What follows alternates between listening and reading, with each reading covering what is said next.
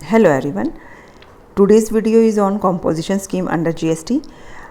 इस वीडियो में हम डिस्कस करने वाले हैं इस स्कीम के बारे में, इसके फीचर्स के बारे में, इसकी एलिजिबिलिटी के बारे में, कौन कौन इसके लिए एलिजिबल है और क्या क्या रिस्ट्रिक्शंस कंपोजिशन स्कीम के अंदर लगाई जाती हैं और क्या क्या रेट्स जीएसटी की इसमें एप्लीकेबल हैं। इन सब के बारे में डिटेल में हम आज इस वीडियो में डिस्कस करेंगे। तो चलिए शुरू करते हैं। सबसे पहले हम कंपोजिशन स्कीम की एलिजिबिलिटी की अगर बात करें तो एक रजिस्टर्ड पर्सन, एक registered taxable person, weather he is manufacturer, supplier of restaurant services और गुड्स और ट्रेडर, कोई भी हो, उसकी एग्रीगेट टर्नओवर, अगर गुड्स के सप्लायर वो है या मैन्युफैक्चरर है या ट्रेडर है तो उस केस में 1.5 करोड़ और स्पेशल कैटेगरी के स्टेट्स में वो 75 लाख या इससे कम अगर उसकी टर्नओवर है तो वो रजिस्ट्रेशन के लिए एलिजिबल है अंडर दिस स्कीम। और सर्विसेज के केस में यही जो लिमिट है ये 50 लाख रुपीज़ तक है। अब यहाँ पर एक बात आपको ध्यान रखनी है कि स्पेशल कैटेगरी स्टेट कौन सी होती हैं। स्पेशल कैटेगरी स्टेट में 8 state 7 sisters, that is Sikkim में, अरुणाचल प्रदेश, सिक्किम, मेघालय, मणिपुर, नागालैंड, मिज़ोरम वो and Uttarakhand special category state में लिए गया है। इंडियन गवर्नमेंट ने जीएसटी के अंडर इस चीज़ को लिया है। एंड सर्विसेज केस में ऐसी कोई लिमिट कम ज़्यादा नहीं की गई है। दोनों ही स्पेशल कैटेगरी स्टेट हो या जनरल जो नॉर्मल स्टेट है वो हो, उनमें टर्नओवर आपकी 50 लाख तक सर्विसेज केस में होनी चाहिए। तभी आप होनी चाहिए मतलब 50 लाख से कम या 50 लाख तक, उससे ऊपर होगा तो आप इस स्कीम के अंडर रजिस्ट्रेशन के लिए एलिजिबल नहीं होंगे। क्यों एलिजिबल होते हो आप या क्यों इसके अंडर रजिस्ट्रेशन किसी को कराना होता है? क्योंकि जो कंपोजिशन स्कीम है ये स्मॉल टैक्सेबल पर्सन के लिए है। उनको जो टैक्स रेट देना है, टैक्स जो पे करना है वो रेगुलर जीएसटी से कम पे करना पड़ता है कंपोजिशन स्कीम के अंडर। इसीलिए कंपोजिशन स्कीम में रजिस्ट्रेशन कराया जाता है सप्लायर द्वारा। ये स्कीम किस लिए है? ये टैक्सेबल पर्सन के बर्डन को कम करती है, क्योंकि मैंने अभी बताया कि इसमें जो टैक्स रेट है वो नॉर्मल जीएसटी रेट से कम होती है। तो बर्डन आपका सप्लायर पर या टैक्स पेयर पर टैक्स पे करने का बर्डन कम हो जाएगा। इस स्कीम के बारे में सेक्शन 10 में डिटेल में प्रोविज़न दिए गए हैं, जिसको कि 2 पार्ट में हम कहें या 3 पार्ट की बात हम कर सकते हैं। सेक्शन 10 सब सेक्शन 1 एंड 2 जो है वो गुड्स से रिलेटेड कंपोजिशन स्कीम के प्रोविज़न बताता है, जबकि कंपोजिशन स्कीम फॉर सर्विसेज के जो प्रोविज़न है that is given in section 10 sub section 2A। जो टैक्सेबल पर्सन, जो registered taxable person composition scheme के अंडर अपना रजिस्ट्रेशन करा लेते हैं वो इनपुट टैक्स क्रेडिट के लिए एलिजिबल नहीं होते हैं। What is input tax credit, इसके बारे में हम प्रीवियस वीडियो में जान चुके हैं। तो जब आप आउटपुट टैक्स देंगे और जब वो सप्लायर सामान खरीद कर लाया है उस पर वो टैक्स ऑलरेडी देकर आया है तो उसका बेनिफिट वो नहीं ले सकता है टैक्स पे करते हुए। तो कंपोजिशन स्कीम के अंडर टैक्सेबल पर्सन जो है वो इनपुट टैक्स क्रेडिट के लिए एलिजिबल नहीं होता है। नाउ ये जो कंपोजिशन स्कीम है ये केवल उन सप्लाईज़ पर या उन चीज़ों पर एप्लीकेबल है, उन वस्तुओं पर या सर्विसेज पर एप्लीकेबल है जो with in state he supply हो रही हों। इंट्रा स्टेट सप्लाई पर एप्लीकेबल है।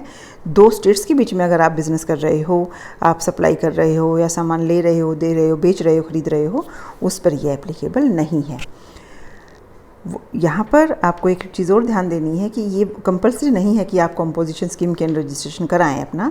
अगर आप चाहते हैं जीएसटी कम पे करना, आप अगर इनपुट टैक्स क्रेडिट का बेनिफिट नहीं लेना चाहते हैं या आपकी जो सप्लाई है वो इंट्रा स्टेट सप्लाई ही है, आपका बिज़नेस ज़्यादा बड़ा नहीं है, तो उस केस में आपके वॉलंटरी रजिस्ट्रेशन हर साल आपको कराना होता है।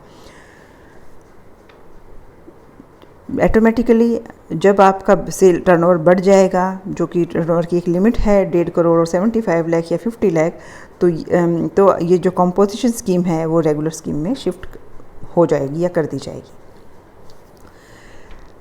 क्यों इसमें रजिस्ट्रेशन कराना है? क्योंकि हमारा जो इकोनॉमी हमारी बिज़नेस से रिलेटेड स्मॉल उसमें बिजनेसेस हैं, मीडियम और माइक्रो लेवल के एंटरप्राइजेज़ हैं, तो वो अपने जीएसटी कंप्लायंस को प्रोसीजर को इजी करना चाहते हैं, छोटा रखना चाहते हैं, जीएसटी का बर्डन को कम रखना चाहते हैं।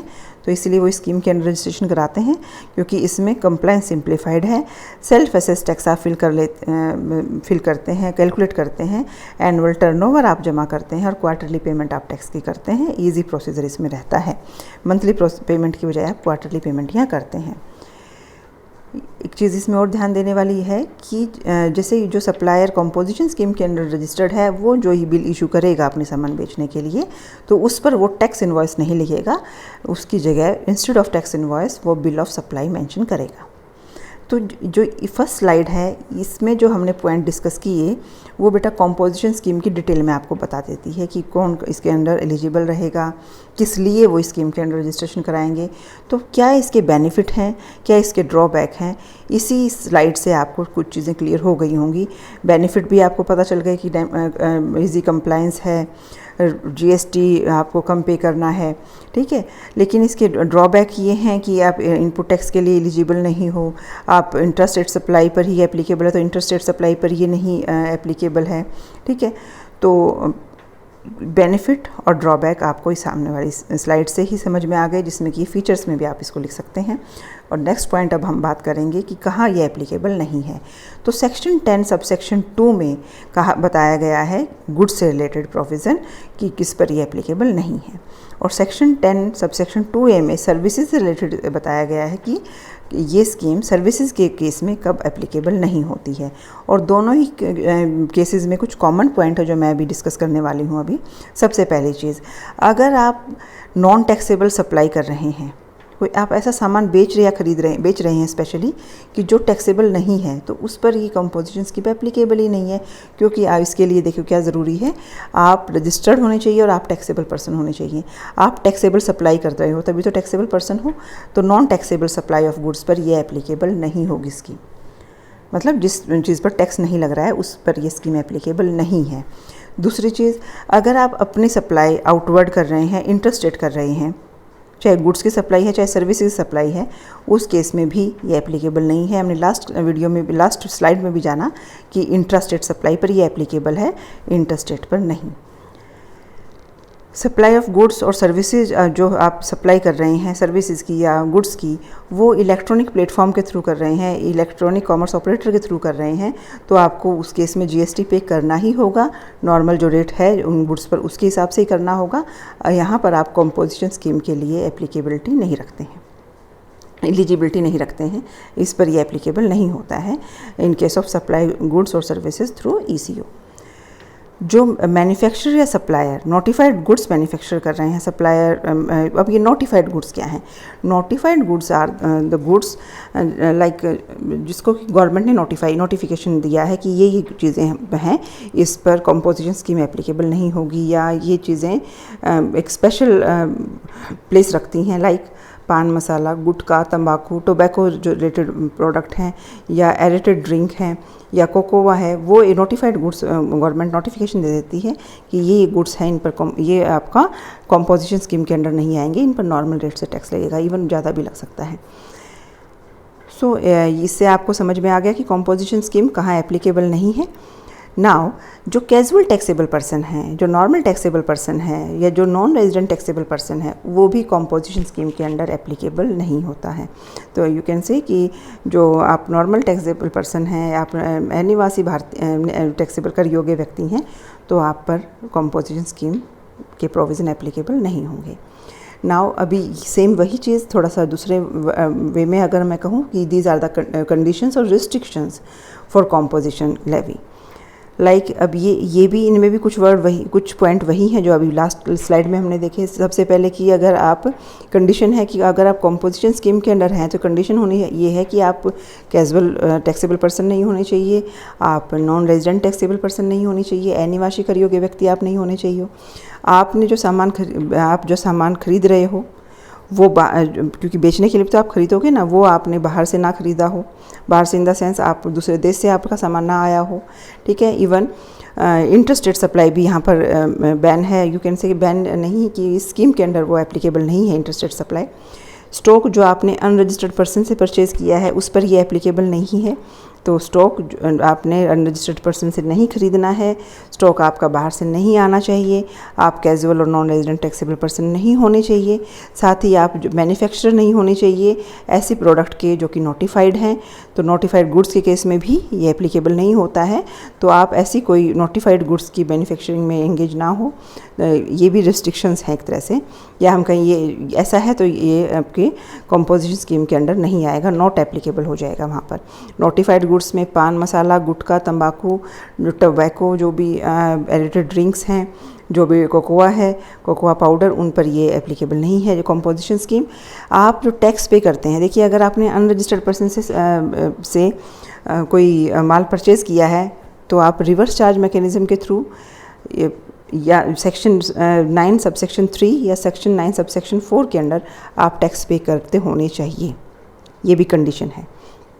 साथ ही अगर आप कॉम्पोजिशन स्कीम के अंडर रजिस्टर्ड हो जाते हैं तो आपको अपनी बिल ऑफ सप्लाई पर कॉम्पोजिशन टैक्सेबल पर्सन वर्ड लिखना होगा। सिमिलरली आप अपने नोटिस बोर्ड पर, अपने साइन बोर्ड पर भी ये वर्ड मेंशन करेंगे कि कॉम्पोजिशन टैक्सेबल पर्सन। अभी ये दो नीचे के अभी जो सेकंड लास्ट पॉइंट है, दैट इज़ कि ये स्कीम जो है in case taxable person having same pan number applicable होती है। कब? जब सभी, कई बार क्या होता है एक ऑर्गेनाइजेशन है, उसमें कुछ लोग काम करते हैं, काफ़ी ऑर्गेनाइजेशन मतलब एक बिज़नेस हमने शुरू किया, उसमें काफ़ी लोग हैं और हमने उन सभी के लिए उस ऑर्गेनाइजेशन के नाम से एक पैन नंबर लिया, सब पर वो एप्लीकेबल है, सभी के लिए वो पैन नंबर है। तो इस केस में अगर स्कीम के अंडर आपको रजिस्ट्रेशन कराना है तो आपको सभी की कंसेंट लेनी ज़रूरी है। ठीक है, सेम पैन नंबर वाले जब इस स्कीम के अंडर रजिस्ट्रेशन के लिए तब एप्लीकेबल होंगे जब उनकी कंसेंट होगी। नाउ कॉम्पोजिशन डीलर जो होता है वो क्रेडिट चेन के अंदर एंटर नहीं करता है, ना तो वो टैक्स कलेक्ट करता है, ना वो इनपुट टैक्स के लिए एप्लीकेबल है, ना वो टैक्स कलेक्ट कर सकता है, ना उसकी क्रेडिट वो ले सकता है। समझ में आ गया होगा रिस्ट्रिक्शंस और कंडीशंस आपको। नाउ अब हम जीएसटी रेट जो एप्लीकेबल है कॉम्पोजिशन स्कीम में उसके बारे में जानेंगे। हमने इसको 3 कैटेगरी में डिवाइड किया है, manufacturer and trader, supplier of goods food और drink for human consumption without alcohol, जैसे कि रेस्टोरेंट्स, यहाँ पे सर्विसेज की हम यहाँ बात कर सकते हैं, साथ ही साथ service provider. In case of manufacturer और ट्रेडर गुड्स के केस में CGST 0.5% से और SGST 0.5% से, मतलब अगर आप कंपोजिशन स्कीम के अंडर आप मैन्युफैक्चरर हैं या ट्रेडर हैं गुड्स के केस में, तो उसके अंडर रजिस्ट्रेशन आप कराते हैं तो आप केवल 1% GST ही पे कर रहे होते हो। अगर आप फूड और ड्रिंक के सप्लायर हो, आप रेस्टोरेंट सर्विसेज में हो और कॉम्पोजिशन स्कीम के अंडर आप रजिस्टर्ड हो, उस केस में आप टोटल 5% GST पे कर रहे होते हो, 2.5% सेंट्रल के लिए, 2.5 स्टेट SGST। अगर आप सर्विस प्रोवाइडर हो, सर्विस प्रोवाइडर के केस में आप टोटल 6% से GST दे रहे होते हो, 3% CGST और 3% आपका SGST। आई होप बच्चे कॉम्पोजिशन स्कीम आपको क्लियर हो गई होगी। इस वीडियो में हमने लगभग सभी पॉइंट क्लियर कर लिए हैं और ये इंपॉर्टेंट क्वेश्चन आपके एग्जामिनेशन पॉइंट ऑफ व्यू से बनता है। So thank you very much for watching this video. I think it's really helpful for you.